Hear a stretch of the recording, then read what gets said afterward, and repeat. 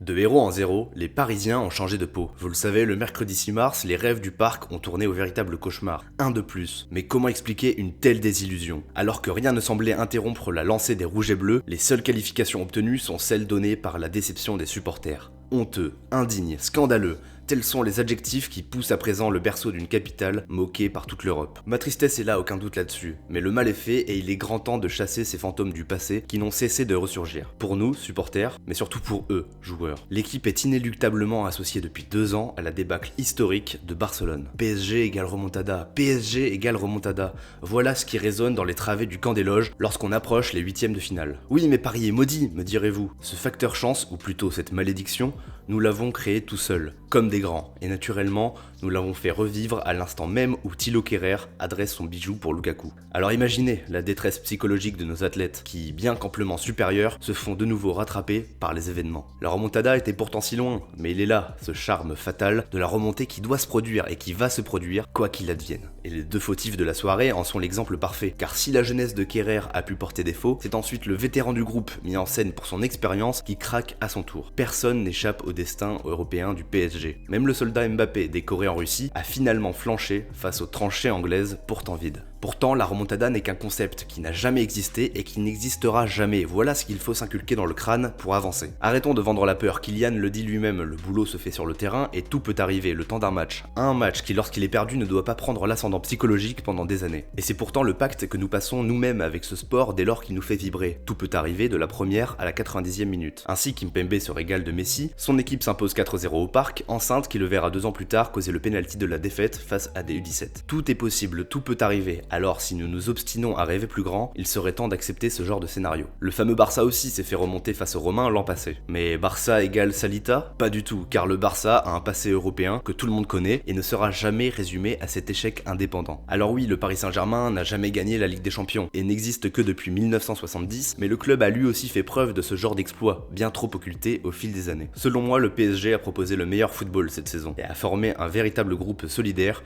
qui n'existait pas sous l'ère Emery. Même privé de ses titans, l'équipe a pris ses responsabilités et d'un point de vue tactique, la défaite est tout simplement inexplicable, inconcevable. Jamais la frustration ne m'avait autant gagné et les amis, c'est bon signe. L'équipe a atteint un tel niveau et vit si bien que la défaite n'est même plus au programme. Et j'en suis persuadé, si Paris passe un nouveau cap émotionnel, notre heure de gloire viendra. Voilà, c'est tout pour cette petite vidéo, j'espère vraiment qu'elle vous aura plu. N'hésitez pas à vous abonner à la chaîne pour d'autres vidéos sur le Paris Saint-Germain et autres sujets footballistiques. Allez, force à vous si vous êtes supporter parisien, on est tous derrière Lyon et Rennes en Coupe d'Europe. On se retrouve très bientôt et ciao tout le monde.